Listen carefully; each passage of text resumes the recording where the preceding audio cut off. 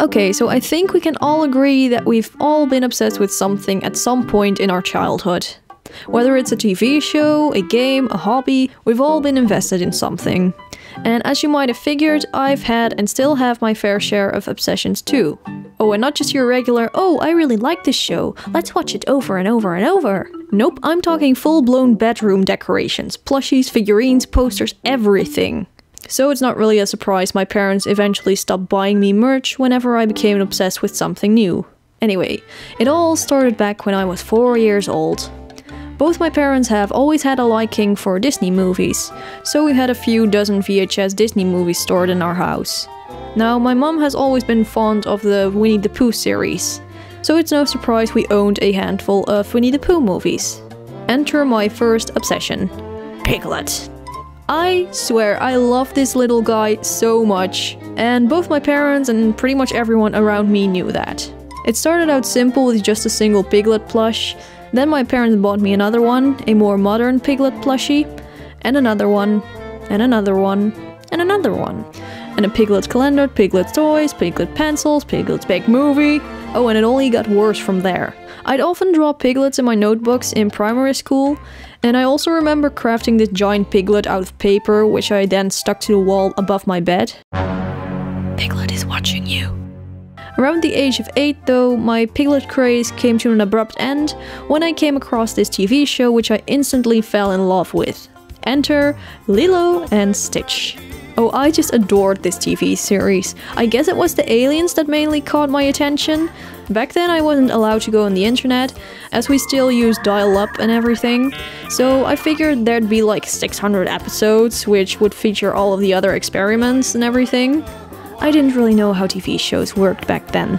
At some point I decided to start keeping this Lilo and Stitch experiment journal. Each time an episode of the show would broadcast, I'd take a piece of paper and wait for the experiment to show up. And once it did show up, I'd start drawing like a madman, seeing how each episode was only like 15 minutes long. To be honest, it's pretty cute now that I look back on it.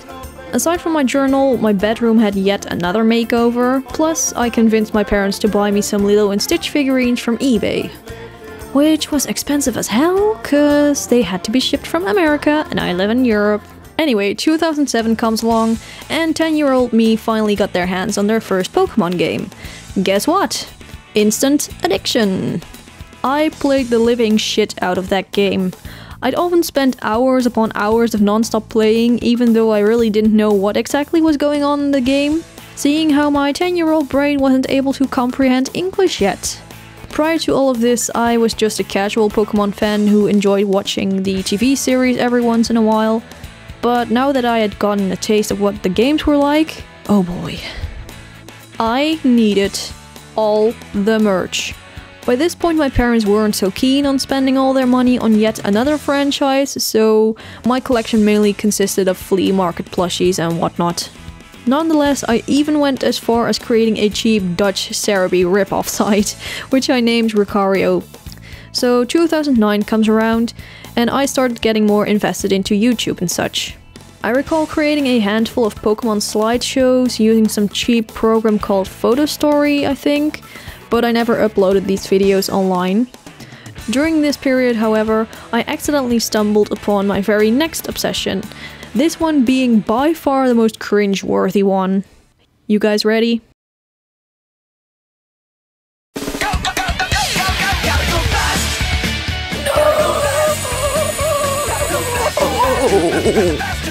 Freaking Sonic. Sonic the fucking Hedgehog. I guess it's mainly the character designs that caught my attention, as I really didn't care much for the games. And because I liked the character design so much, I created my own Sonic OC. So original! Her name was Indigo the Coyote. To be honest, I don't think she was that awful of an OC. I mean, she looked somewhat decent, and she wasn't much of a Mary Sue. Okay, maybe she was. And she did have a fair amount of fans, because yes, people, I used to be a There is so much Sonic art I made during that period, I really can't show it all in this video. But if you guys really want to see, I might perhaps make a separate video on it in the future. Oh, and don't worry, this is only the start of the cringe fest. You see, during this period I morphed into a legit fangirl. A Shadow the Hedgehog fangirl, because 13-year-old me loved that little edgelord. I went all overboard with this newfound crush of mine, and everyone in my family knew. I remember my high school freshman stationery, bag, cover paper, everything being black and red. Luckily I didn't turn into a total edgelord myself, so I guess that's a plus. Wake me up inside. During my Sonic obsession, we finally managed to get Wi-Fi connected internet instead of dial-up, so around the age of 12 or 13 I started to discover and explore the depths of the internet, and oh damn, what I discovered next has since then stuck with me.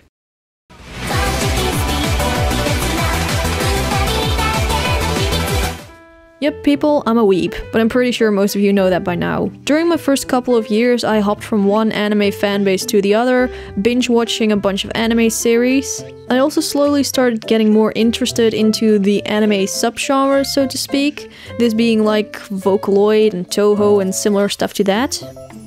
By this point, my parents had started giving me pocket money and told me that I shouldn't spend my money on this stuff, as it probably was just another phase and I was gonna regret it as soon as I was sick of it. I'm kinda glad for this advice, cause I think it saved me from going full-blown Japanese weeaboo. Plus it probably also saved me from going broke. So thanks, Mom and Dad!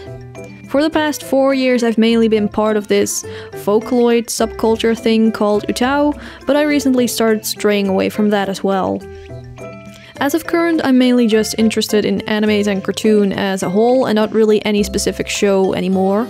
Though I guess one thing that could roughly qualify as my current obsession is Toho, but to be honest I'm just a regular fan of that. Even though I'd love to have some Toho Nendoroids and Dojin CDs and plushies and...